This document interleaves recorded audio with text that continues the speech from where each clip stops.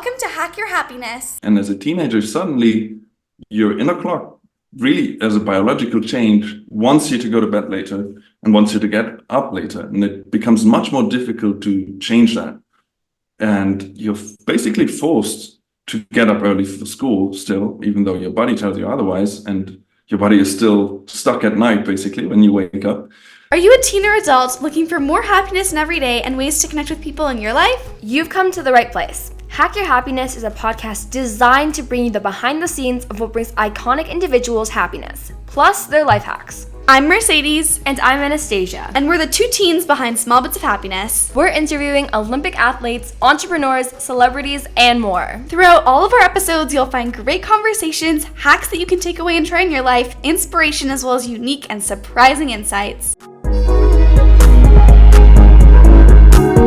Today, we are speaking with Rafael Lazar. Rafael is a fourth-year PhD candidate in the team of Dr. Christian Koyohan at the Center for Chronobiology at the University of Basel in Switzerland. He received his master's degree in psychology from the Justus-Liebig University in Germany with a focus on educational psychology. Currently, Rafael's work focuses on understanding how light at different times of the day influences the sleep-wake cycle in teenagers. As a young researcher, he has published 5 peer-reviewed journal articles and several conference papers. His interest in science communication has led him to contribute to a science cartoon, be a guest on podcasts, and run workshops on sleep for companies. Welcome, Rafael. Thanks so much for having me. Hey. So you're a very young and successful researcher in the field of sleep, but take us back to the beginning. How did your journey begin? So I was born and raised in Germany, northern Germany, a town called Kiel.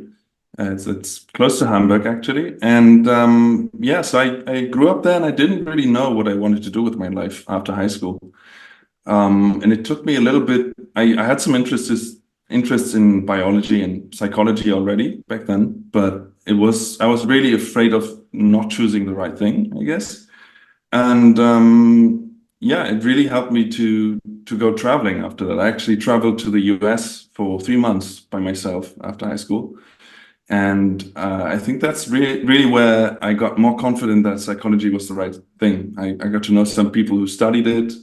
I got to go to college and see, I didn't go into college there, but I hung out with people in college there. And it just really helped me to get an idea of what could be right for me. And that's where the whole psychology journey started. That's so cool, and I think that's so relatable for so many teenagers out there where you don't know what you want to do and you're worried you're going to pick the right thing, and sometimes switching up the environment can really help you focus your thoughts. But how did you choose that sleep is what you want to kind of focus in on? Yeah, that came actually much later.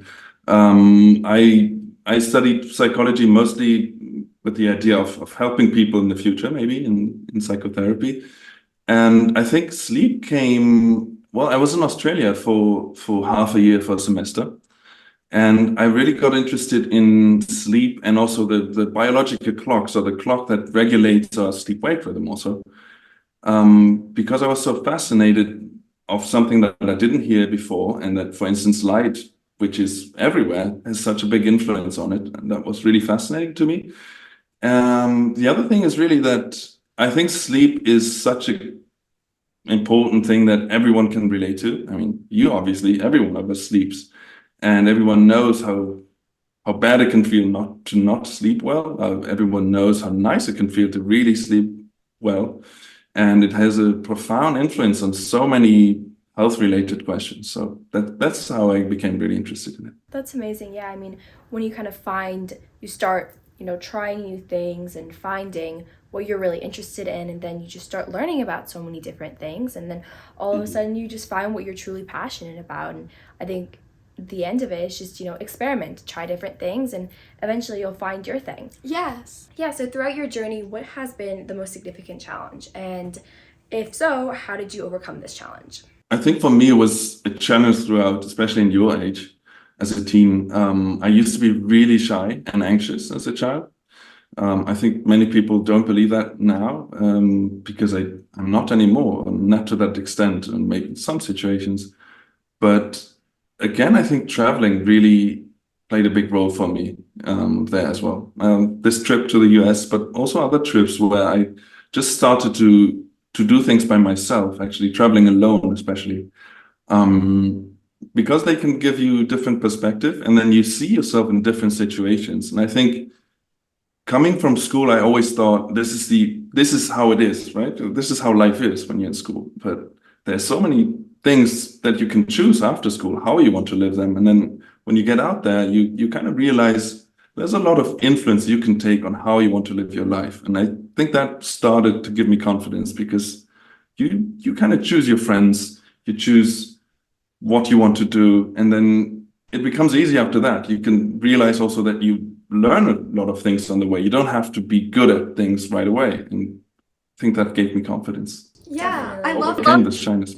I think that's so cool how when you went out and traveled to different places, you learned about who you are, you learned about, the types of people that you want to be friends with, as well as you found your true passion and your true interest in researching psychology as well as sleep. So I think that that's important. I think sometimes as teenagers, we can be afraid to switch up our environment and scared of change, but that just shows how, changing your environment, whether that means going for a time of travel, or maybe that means switching schools or trying something different, or even if you're moving because your parents say, hey, we're moving, it's not always a bad thing, or necessarily, it can be a scary thing, but there's a lot of positive outcomes, and so just kind of embrace the change. And I love how you talked about, learning as you kind of go. You don't need to know everything up front because you're never going to be able to know exactly what you're getting yourself into. You're never going to know exactly everything about a certain topic. You just need to, keep learning, keep going, and I think that's just such an amazing mindset to have. Yes. So a lot of your studies have to do with teenagers and how light affects their sleep. So what's the most significant piece of information that you've found throughout your research on this? Wow.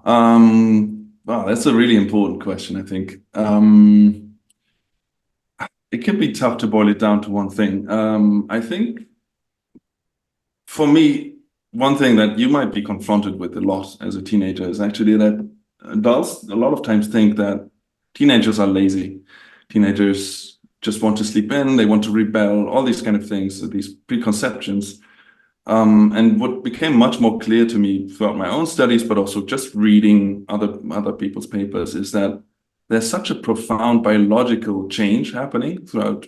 You obviously know about puberty, but there's also this change in sleep-wake rhythm that happens during puberty, where as a child you have it pretty easy to go to bed early, fall asleep, wake up early in the morning refreshed. And as a teenager, suddenly your inner clock really, as a biological change, wants you to go to bed later and wants you to get up later. And it becomes much more difficult to change that. And you're basically forced to get up early for school still, even though your body tells you otherwise. And your body is still stuck at night, basically, when you wake up to go to school. And that can be really challenging. And I think it was really important for me to learn that it's a biological thing, that it's not the fault of teenagers that they do that. I actually struggled with that as a teenager as well. So I can relate to it, but understanding what's behind that. And then, light is one thing that plays a role, because we can actually at least adjust a little bit how our sleep-wake times are regulated. We cannot change them altogether. I think maybe this is a big thing to say, but I think society really needs to embrace that. And it's mostly a society. In a lot of societies, we are built for adults. And I think it's really important that we're, especially in school, we adjust to teenagers' need. And sleep is such a big thing for health that we should really be interested in teenagers being able to sleep enough. They learn better, they study more successfully, so they're also more healthy. It's really a key thing that, politically speaking, I think is really important. And I think it's also starting to change quite a bit, that schools are adjusting, and that we need to be careful with what we do to teenagers' sleep, because it's such a strong influence. And also on mental health, I think that's an underrated thing. Yes, I agree. I think it's so interesting how you say that it's from like a biological point, because a lot of times teenagers have this, idea teenagers sleep in, especially on like weekends or school holidays. They sleep in for hours and don't do much in their day, but it's the thing that that's part of being a teenager. And it's so cool to hear that fact that it's not to blame. It's just a part of where we're at physically as our bodies and our minds and hormones are changing. And it's nice to know that, if you're a teenager who enjoys sleeping in and sometimes maybe struggles to fall asleep at an early time, that's not your fault. It's just, how you're built at this point in your life. So I think that's really cool. And you're right. When I get a good night's sleep, I definitely do better at school and I feel better. I'm a better friend. Sleep is so important. Yeah. Yeah, and being able to, get all those hours of sleep, like Mercedes said, and like you said, just can benefit, to no end. And because sleep really is what's running us on a day-to-day basis. So do you have any tips to deal with this issue? Yeah, the issue of teenagers, they biologically want to go to sleep later and sleep in later in the day, but they have to, like you said, wake up early for school. Right. So do you have any advice for that? Yeah, so I think, first of all, like I said, I think it really needs to change as a society. That's a key important fact that we need to, just keep in mind. But at the same time, there are things that we can do. Light, I mentioned before, is a key thing that influences our sleep. So basically what you can say is sleep in the morning and throughout the day is really beneficial for your rhythm becoming earlier. And then late night light would obviously do the opposite, where it would shift it to a later point. So that would be the opposite of what you want to do. And I think in general, just having enough physical activity, movement, and light throughout the day. That's the key things that would help your rhythm adjust, at least. It's not the only thing, obviously, that influences sleep, but for teenagers, this rhythm of sleep is usually the key problem, not necessarily falling asleep in general, but falling asleep early, for instance. So get enough light as much as possible in the early morning and throughout the day. Obviously, that's also dictated by school, but So would you suggest, like, if you can, going outdoors in the morning, maybe having your breakfast outside if you live in a good climate, or if it's like summer, going for a walk, trying to just maximize your time outdoors in the mornings? Yes, definitely. If you can, for sure. I guess in the winter it's always tough that it might be dark outside when it's still early in the morning. So I actually use therapy lamps in that case as well, if I need to get up early. I have one usually right next to my computer when I start work, just because I'm also a late chronotype, which means that I also struggle getting up in the morning more than I would struggle to stay up late, for instance. So it can really help. I think it's somewhat underrated because it happens so subconsciously that light is not only visually affecting us, but it's also affecting our rhythm of sleep and also other key processes in the body. And I mean, you might notice this effect of alerting when you're outside. This is obviously fresh air as well, but a key part of it is also the very bright light that we get outside. Physical activity is known and studied to be really important also for sleep. So I know it can be tough to have a school schedule and then get enough physical activity in, but breaks which incorporate physical activity and daylight is like the best thing you can do, I think. Yeah, awesome. Yeah. And those are both relatively simple. If you think about it, like to go for a walk outdoors, you can even combine it. But it's just knowing and intentionally doing that and knowing that it will benefit you and incorporating that into your daily routine that I think is so enlightening and wonderful to hear. So we know that, being outside in sunlight can be so beneficial to us, but what does artificial light do? Does it do something different, and how can that affect us as teens? So it can do, well, it's a little different in the sense of obviously there's no UV portion of radiation to it, or not as much, obviously, as this sunlight would have. So skin-wise, that's a completely separated question, but obviously that can also help that you get vitamin D production going through UV radiation. But what artificial light does similarly is actually that it can make us alerted, or can help us be sleepy, or can to our actually benefit be sleepy, or to the opposite, where it's really about timing with light. So the same thing and at a different time can be really good or really bad, depending on what you want to do. And for instance, for teenagers that go to school, it's really important to have an early rhythm. So it might be important to get, for schools, for instance, to have alerting lighting throughout the school, where when you learn and when you sit there, you have enough light, and artificial light can do that as well as daylight if it's bright enough, that it can have alerting effects on your system. It can help you with your sleep-wake rhythm.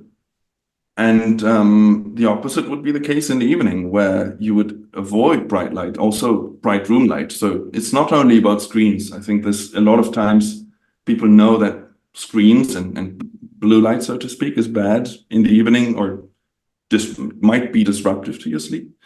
But it's actually also room light. So if you have a really bright lamp in your bathroom where you brush your teeth right before bed, that might have some alerting effects on your system. And I think that's something that is avoidable if you know. So yeah, that's the thing about it. Yeah, that's really interesting how often blue light from like your phone gets this stigma that it's bad for you to fall asleep and it's going to prevent you from sleep, but we're also, not as much considering the fact that maybe it's the bright lights in your room or in your hallway or, like you said, in the washroom.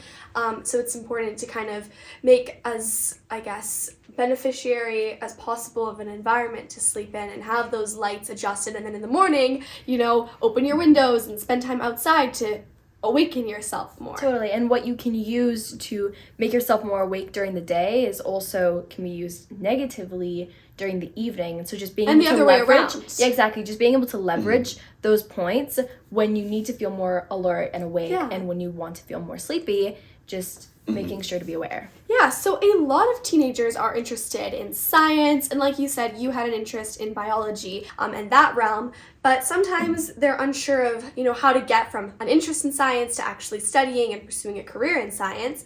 So what educational path did you kind of follow to get to where you are at now? It might be a little different in Canada, I guess, compared to Europe. So studying obviously is a little different. High school might be a little different. But so in Germany, it's actually quite important that you get good grades in order to be able to study what you want. You have like a grade average for certain, at least for certain fields. So it was important to me to be able to choose.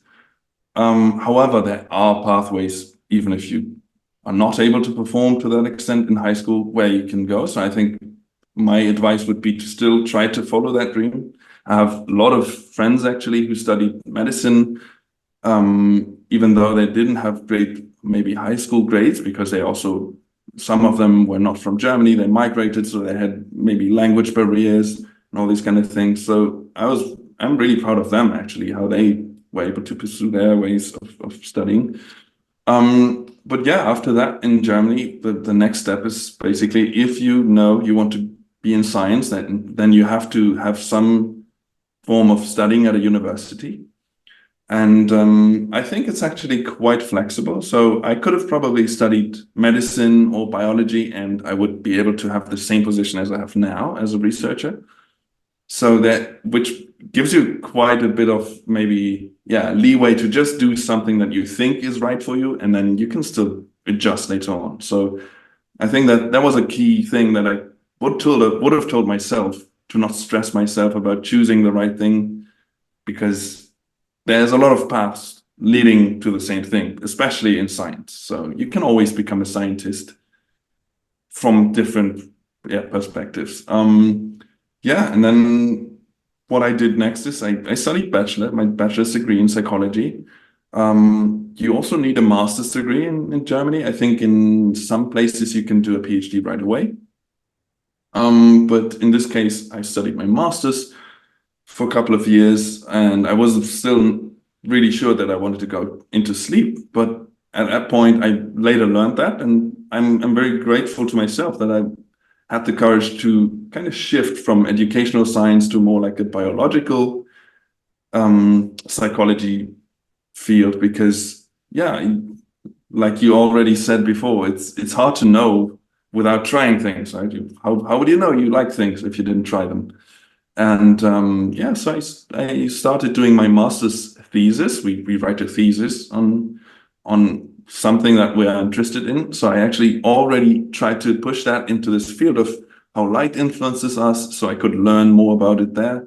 And that really helped me to get into an internship in this kind of field. And then later on also I could apply for my PhD in this position.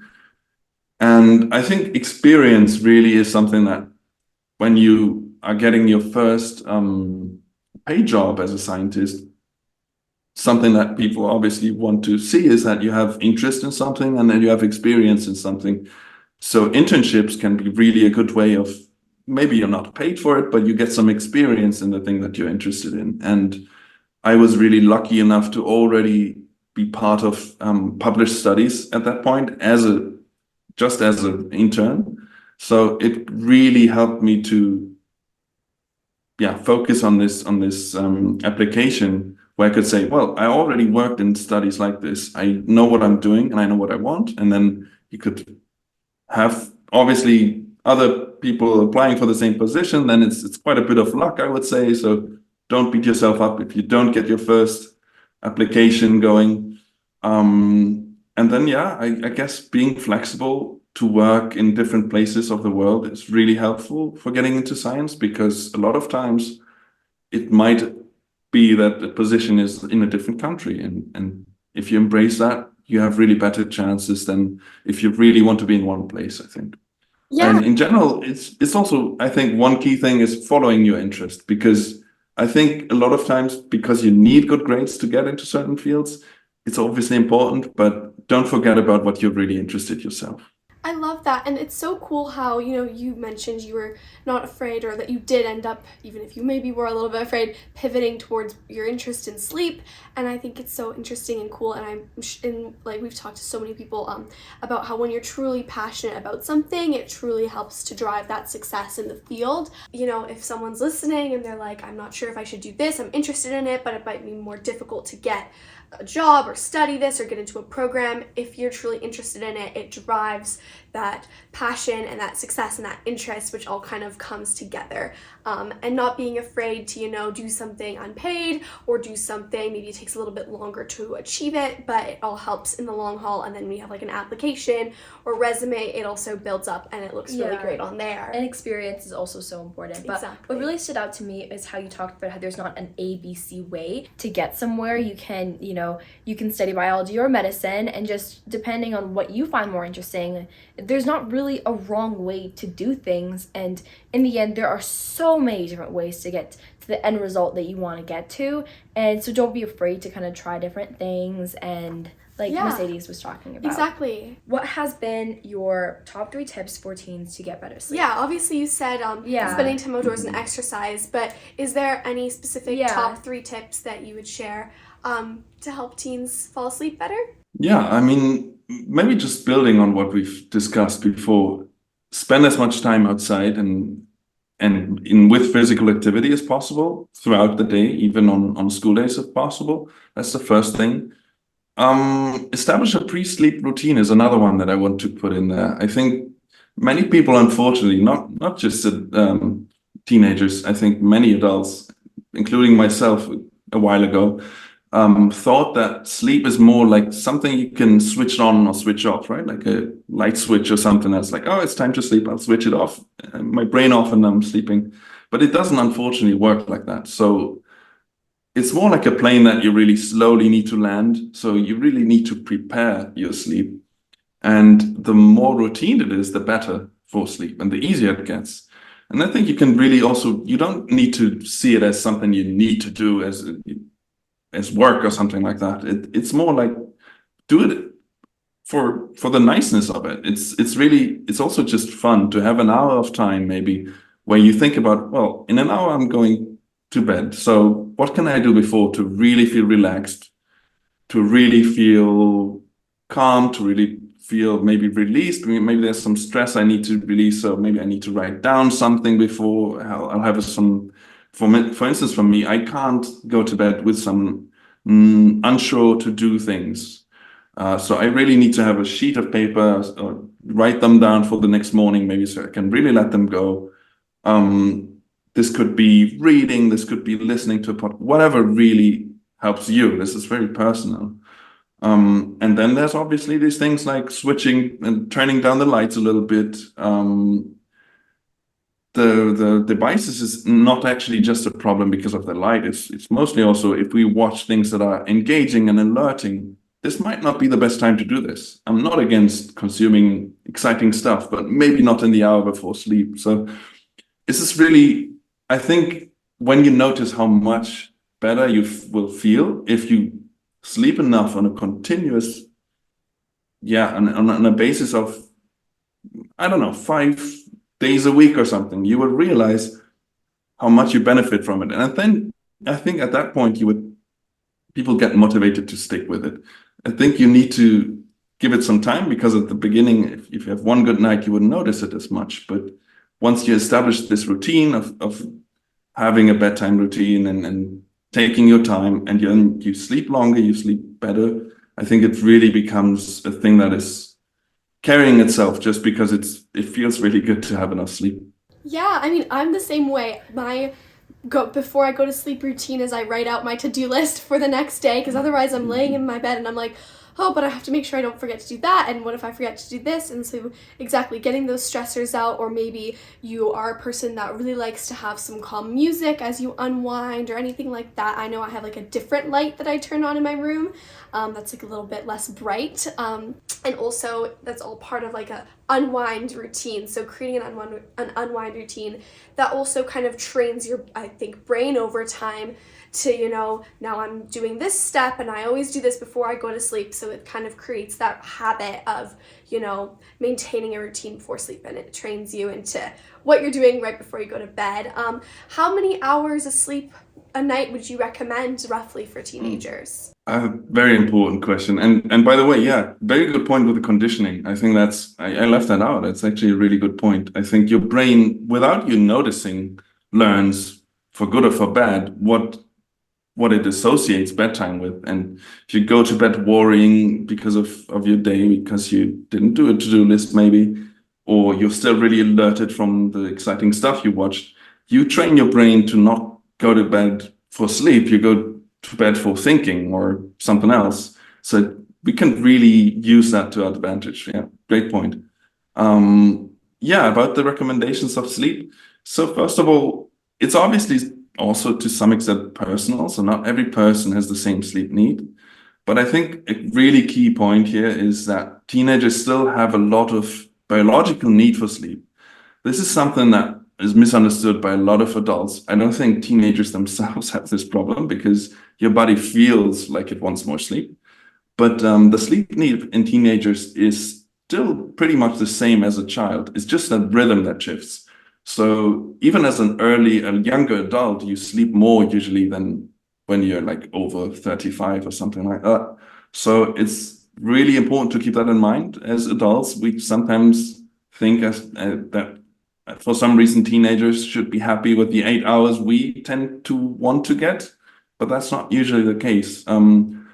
Recommendations I think internationally, say 8 to 10 hours is a good rough estimation. So it really starts with a minimum at 8 hours, which is, I know it's quite hard to achieve that during the school day, but I think at least it should be clear that it starts with 8 hours, and that sleeping 10 hours is not doing something wrong or being lazy. It's actually fulfilling your biological need for sleep. And I think on the long run, obviously with the weekend, it's when you have a lot of sleep debt. So if you collect a lot of nights with too little sleep, you would obviously have longer sleep need after that. So the fact that you might be able to sleep for 12 hours straight is not because you will always sleep for 12 hours straight if you have the chance. It's mostly because you've deprivated yourself from sleep quite a bit, and then your body tries to compensate a little bit.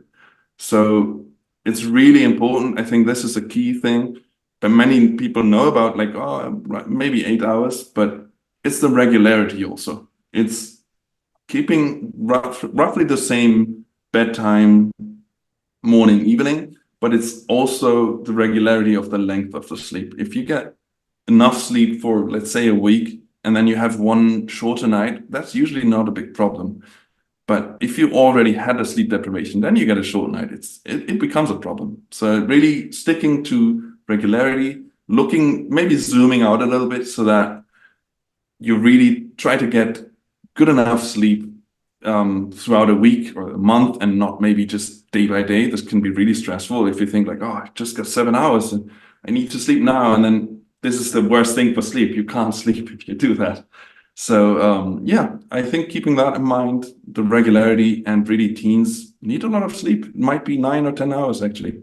Yeah, I think that's great thinking about it. Like 8 hours Yeah. is the minimum, and sleeping 8 hours isn't like bad. Oh, I sleep 8 hours.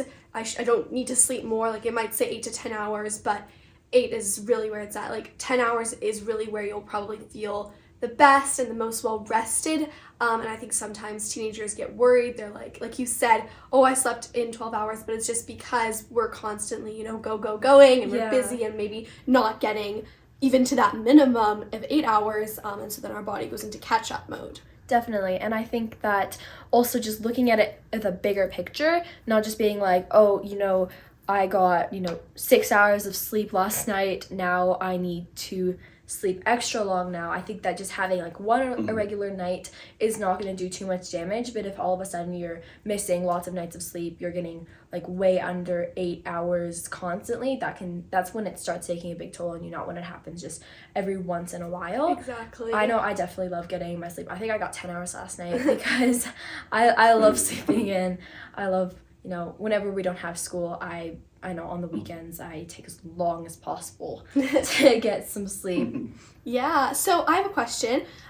You said that, electronic devices aren't the biggest issue. It's like kind of a combined effort of regular light and like your routine. But what are the specific ways in which blue light that comes from those electronic devices can influence teenagers' circadian rhythm? And is there any way to prevent these effects? Yeah, I mean, there's still a point to make. I think the issue in our field, and this is nothing related to really everywhere, but it's become a really big hype. I mean, people have heard about this now, and it becomes sometimes this obsession with, the key problem is the blue light from this phone. But compared to other light, the phone is not super bright.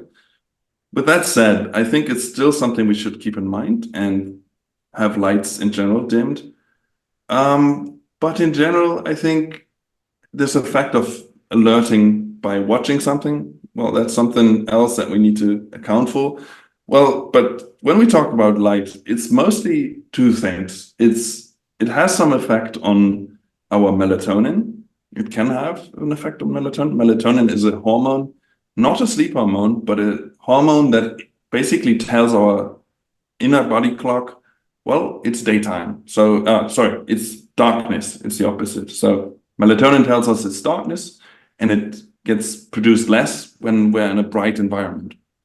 So throughout the day, actually, there's no melatonin production, not just because of the light, but because our body works like that. It has like the 24-hour cycle, and it knows in anticipation, it's going to become evening. I'm going to start produce melatonin.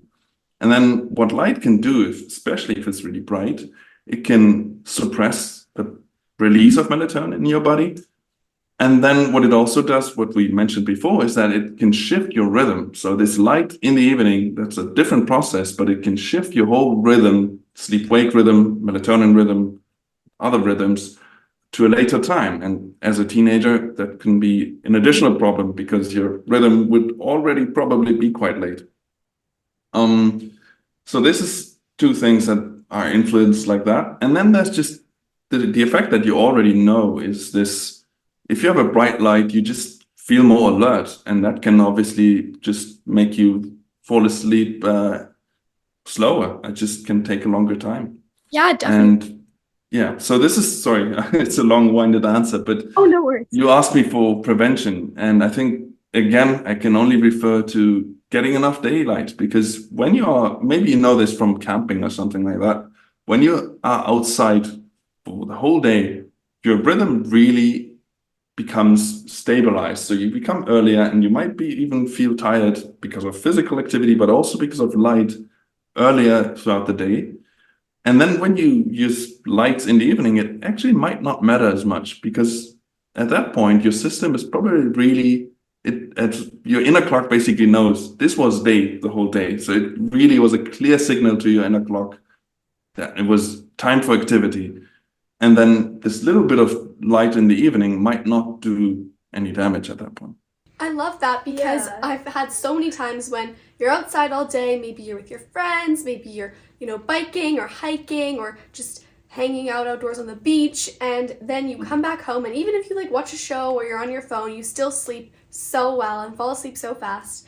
And I think that totally makes sense with what you're saying because, also in terms of the melatonin, then your brain kind of knows the cycle and it knows that it's time to go to sleep now. And that's probably also why, I don't know if this is true, but when it's like a foggy, dark, rainy day, that's probably why we feel more tired on those days, right? Because is that true? Because it's darker? Does that influence it?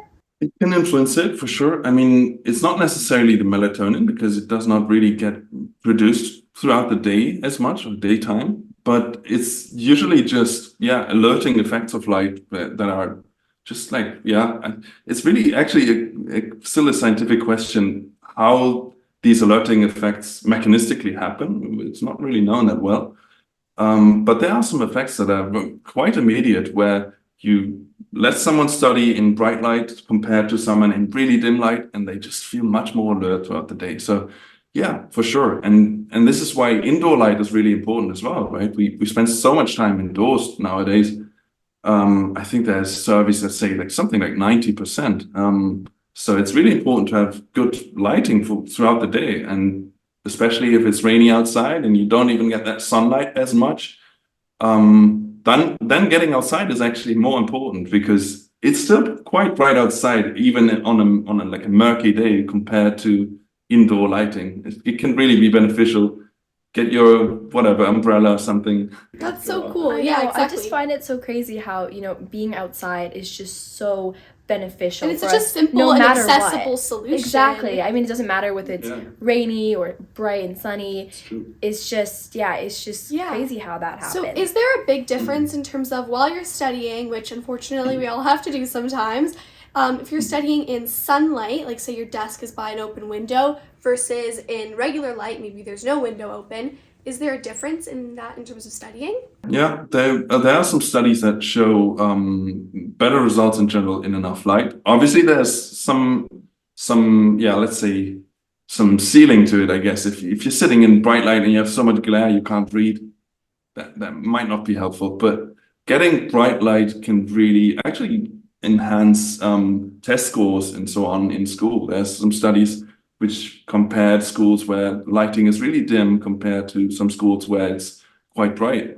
And they see beneficial results just by lighting, just because of alertness.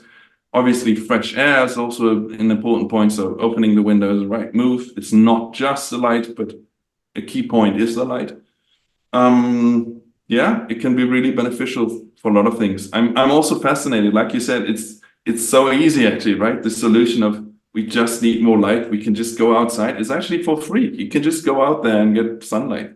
Exactly. Well, there's so many lights that can help earlier in the day that can benefit our sleep later on. But are there any real lighting that can, in the hours leading up to sleep, that can benefit us? Not necessarily it's not improving our sleep per se, but there is some way of making the detrimental effects more harmless, I guess. You might see it actually in my lamp a little bit. It's quite orange.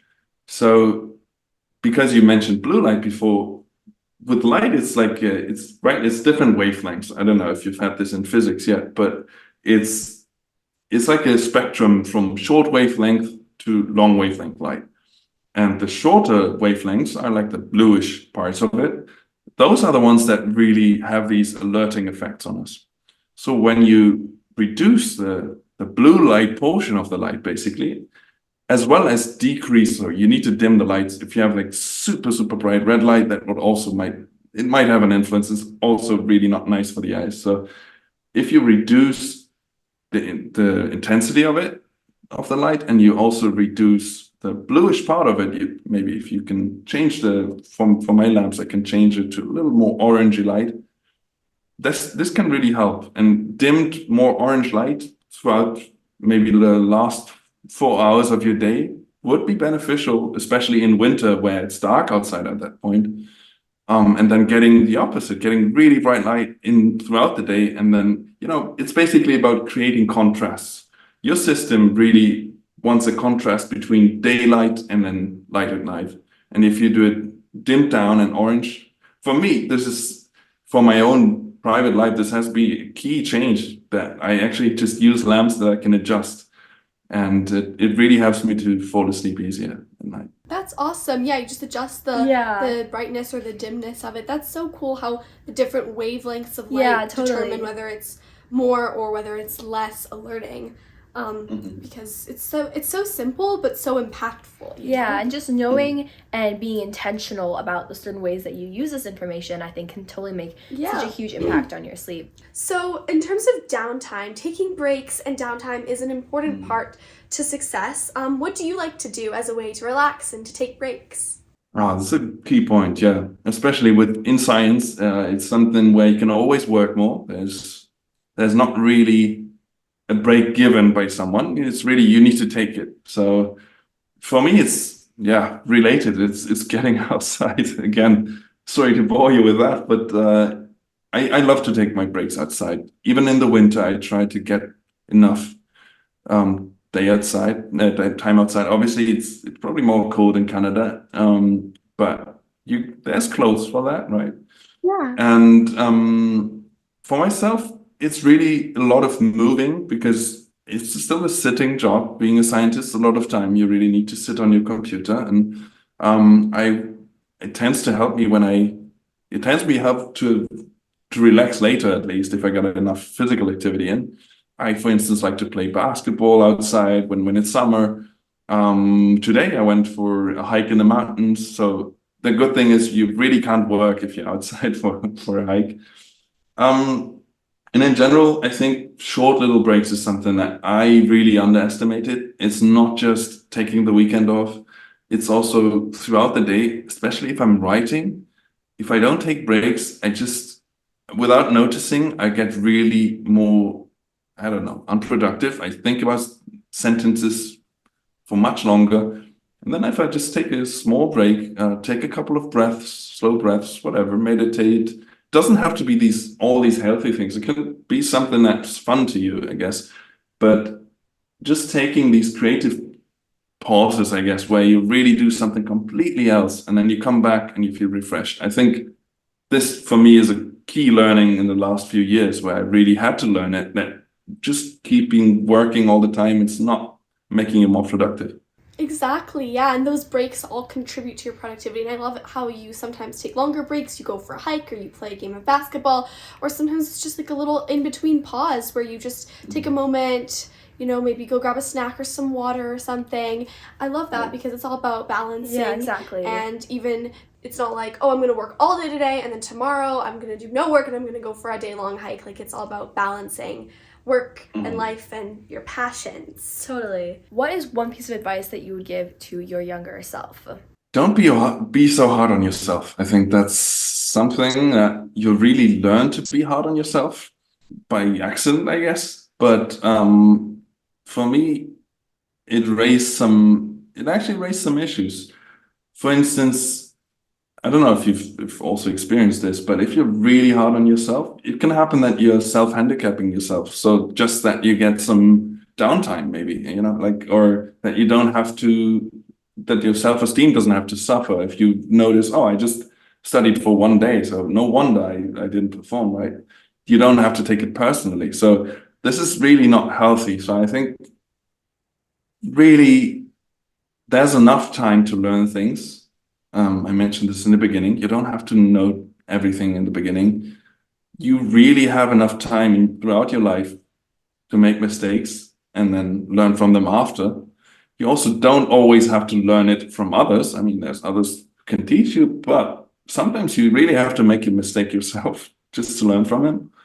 And I think I've become a little more kind towards myself, and that really benefits me. Obviously, not just success throughout work, just being happy is really about that.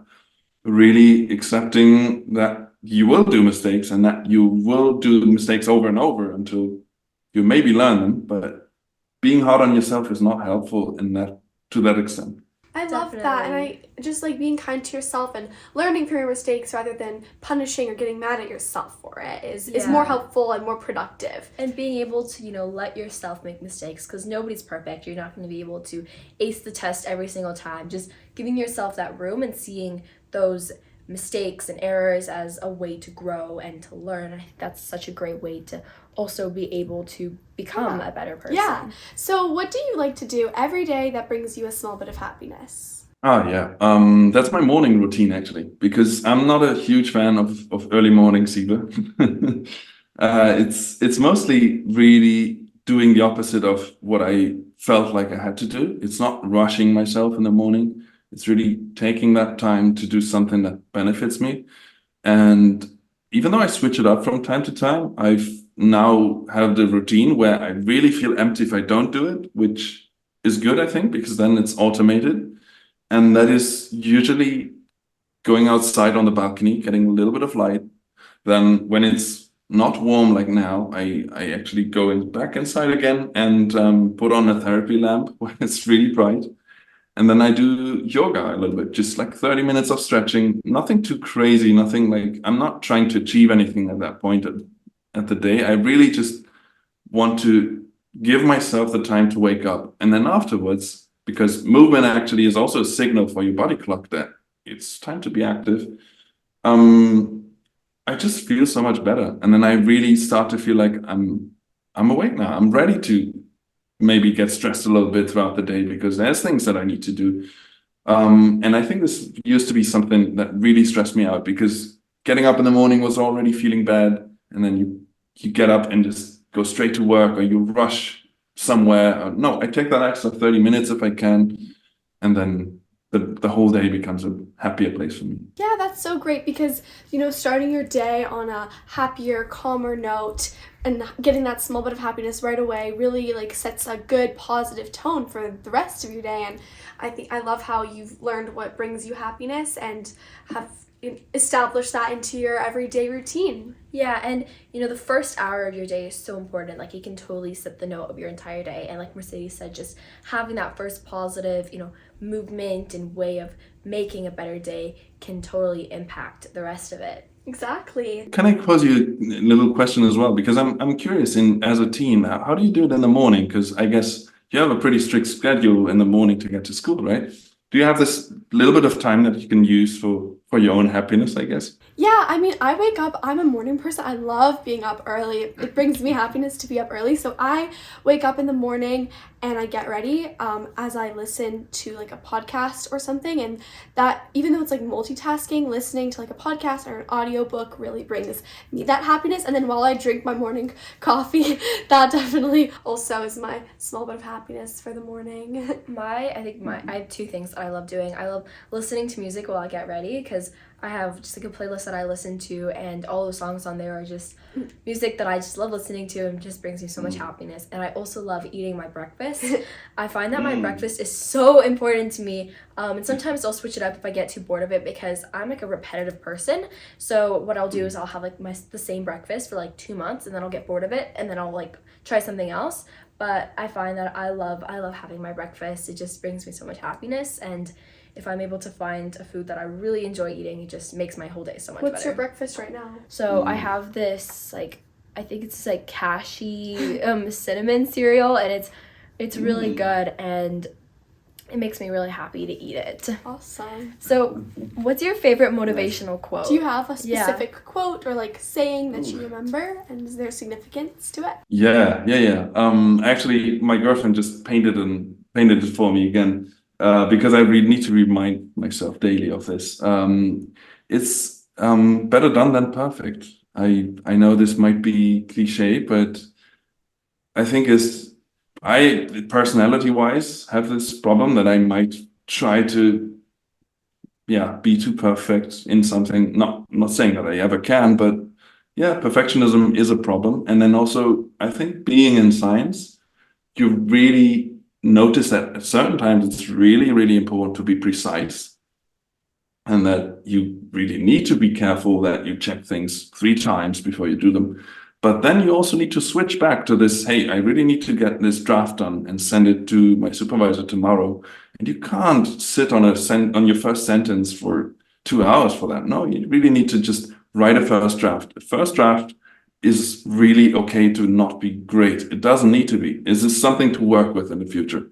And so I think really using that to your advantage, because it's good if you really are precise with certain things. And then to balance this out, this really helps me better done than perfect and really just get things done sometimes. I absolutely love that, and that's one of my personal favorite sayings as well, because I think that, in a world where you can always be adding something on or always be perfecting something, reading through it and editing and rewriting again, or whatever it may be that you're working on, whether it's art or editing an image or a video or a paper, there's always something more that you can do. But in the end, if you want to be productive and you want to achieve, obviously you want to give it your best, but you don't want to, put all your time and energy into something and then never actually get it done because you're so focused on perfecting it. So I love that, and it's a great and very important reminder. Yeah. Do you have anything exciting coming up that you'd like to share with us and our audience? Yeah, I mean, I'm finishing my PhD off end of the year probably. That's really exciting to me. It might not be for other people, but No, that's very exciting. That's a lot of work. And so the teenager studies, if you're interested, those are not out mostly yet. So the big data set it's not a big data set, but this data set that we collected that is really interesting to me. We are still working on that one. We're analyzing that one. And I'm pretty confident that within this and the next year, we will have 2 to 3 studies published on that. So what we looked at is how, or if basically light in the afternoon also has an influence on sleep. If it's not just, we know that morning light is really beneficial. And if you have different intensities of afternoon light, if that can benefit or actually not benefit your sleep, that's something that we're looking at, and we're currently analyzing the data. So yeah, if you want to find out more, please just, I guess, Google my name and see if I publish something on that. Awesome. That sounds amazing. Yeah, and is there anywhere that our audience can find you? Yeah, so I'm not really active on Instagram. I'm mostly, so for science, I'm active on Twitter. If you like, you can put my Twitter handle in the show notes or something. Other than that, I can be contacted on LinkedIn, on things like that. And I think in general, you can just use, for instance, Google Scholar to Google my name, Rafael Lazar. Then you will find my studies and what I've published so far.